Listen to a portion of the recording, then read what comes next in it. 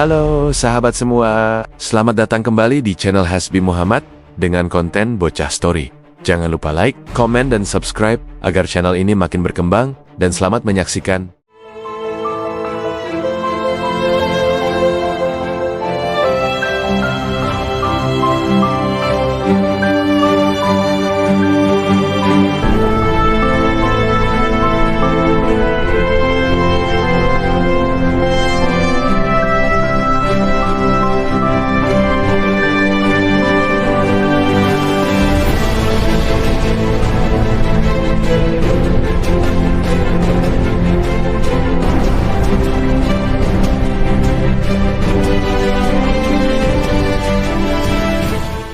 Revolusi Kuba, sebuah nama yang langsung mengingatkan kita pada sosok ikonik Che Guevara dan Fidel Castro. Tapi, apa sih sebenarnya yang terjadi di balik revolusi legendaris ini? Mari kita telusuri bersama jejak sejarahnya, dari awal mula perjuangan hingga jatuhnya seorang diktator. Semua bermula di Kuba pada pertengahan abad ke-20.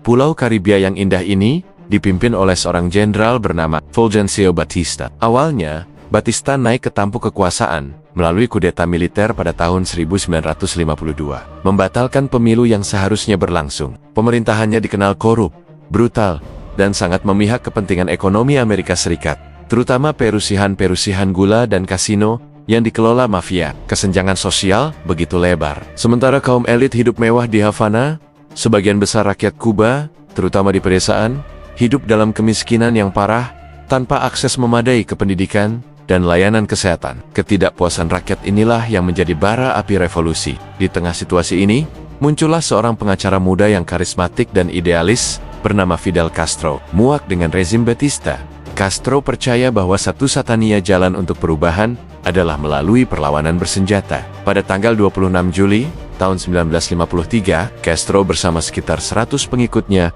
melancarkan serangan nekat ke Barak Moncada di kota Santiago di Kuba. Serangan ini bertujuan untuk merebut persenjataan dan memicu pemberontakan nasional. Namun, misi ini gagal total. Banyak pemberontak tewas, dan Castro beserta saudaranya, ditangkap. Dalam persidangannya, Castro tidak gentar. Ia justru menggunakan kesempatan itu untuk menyampaikan pidato pembelaan yang baru piapi selama 4 jam, yang kemudian dikenal dengan judul sejarah akan membebaskanku. Dalam pidatonya, ia menguraikan penderitaan rakyat Kuba dan memaparkan visi politiknya untuk masa depan. Meski dijatuhi hukuman 15 tahun penjara, pidatonya menjadi manifesto gerakan revolusioner dan menyebar luas di kalangan rakyat, mengubahnya dari seorang pemberontak yang gagal menjadi simbol harapan. 2 tahun kemudian, pada tahun 1955, karena tekanan politik yang kuat, Batista memberikan amnesti kepada para tahanan politik, termasuk Fidel dan Raul Castro. Mereka pun diasingkan ke Meksiko. Disinilah babak baru perjuangan dimulai. Di Meksiko, Fidel bertemu dengan seorang dokter muda asal Argentina yang memiliki semangat revolusioner yang sama, Ernesto Che Guevara. Che, yang telah menyaksikan kemiskinan dan ketidakadilan di seluruh Amerika Latin, langsung tertarik dengan visi Castro. Bersama-sama, mereka membentuk gerakan 26 Juli dan mulai merekrut serta melatih pasukan gerilya. Setelah persiapan yang matang, pada bulan Desember tahun 1956, 82 orang revolusioner, termasuk Fidel, Raul, dan Che, berlayar dari Meksiko menuju Kuba dengan sebuah kapal pesiar tua bernama Granma. Perjalanan mereka penuh rintangan. Badai besar membuat pendaratan mereka tertunda dan menyimpang dari lokasi yang direncanakan. Begitu mendarat, mereka langsung disergap oleh pasukan Batista. Dari 82 orang, hanya sekitar 20 orang yang berhasil selamat dan melarikan diri ke pegunungan Sierra Maestra yang terjal. Di pegunungan inilah inti dari perang gerilya dimulai. Dengan jumlah yang sangat kecil, mereka harus berjuang untuk bertahan hidup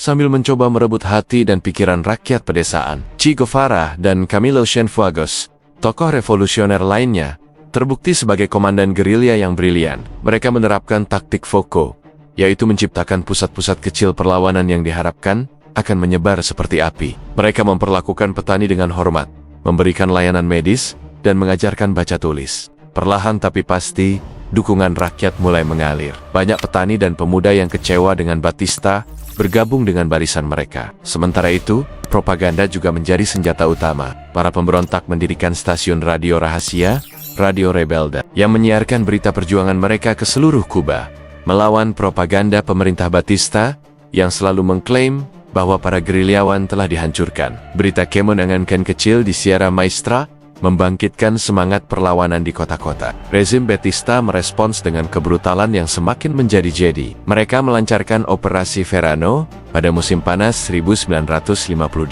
mengirimkan ribuan tentara untuk mengepung dan menghancurkan basis gerilya di Sierra Maestra. Namun, dengan pengetahuan medan yang unggul dan dukungan rakyat, pasukan gerilya yang jauh lebih kecil berhasil memukul mundur serangan besar-besaran ini. Kegagalan Operasi Verano menjadi titik balik krusial. Moral pasukan Batista anjlok, sementara moral kaum revolusioner meroket. Melihat momentum ada di pihak mereka, pada akhir 1958, Castro memerintahkan serangan balasan. Ia membagi pasukannya menjadi dua kolom utama. Satu dipimpin oleh Che Guevara dan yang lainnya oleh Camilo Cienfuegos. Misi mereka adalah bergerak turun dari pegunungan dan merebut kota-kota penting di dataran rendah. Pertempuran paling menentukan terjadi di kota Santa Clara.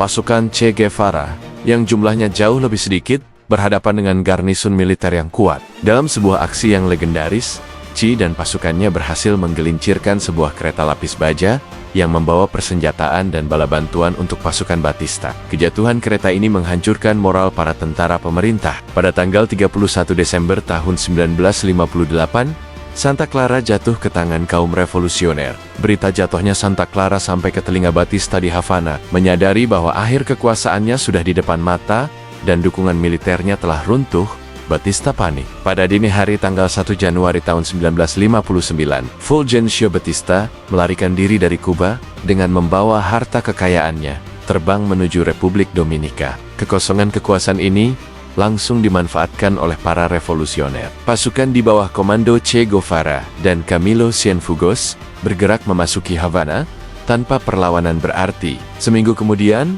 Fidel Castro tiba di ibu kota, disambut oleh lautan manusia yang merayakan kemenangan. Revolusi Kuba telah berhasil. Kemenangan ini menandai awal dari era baru yang radikal bagi Kuba. Fidel Castro memulai program reformasi agraria, nasionalisasi industri milik asing, dan kampanye literasi massal. Namun, langkah-langkah ini membuatnya berselisih dengan Amerika Serikat, memicu serangkaian peristiwa yang akan membentuk sejarah dunia selama beberapa dekade ke depan, termasuk krisis rudal Kuba. Kisah revolusi Kuba adalah cerita tentang keberanian, idealisme, dan perjuangan melawan penindasan. Dari serangan gagal di Moncada hingga kemenangan di Havana, ini adalah bukti bagaimana sekelompok kecil orang yang berdedikasi dengan dukungan rakyat dapat menggulingkan rezim yang kuat sekalipun. Sejarah mereka terus menginspirasi dan menjadi bahan perdebatan hingga hari ini. Terima kasih sudah menonton video ini. Jika kalian suka dengan konten sejarah seperti ini, jangan lupa untuk like, subscribe, dan nyalakan lonceng notifikasinya agar tidak ketinggalan video kami selanjutnya. Sampai jumpa di video-video sejarah lainnya ya. Terima kasih.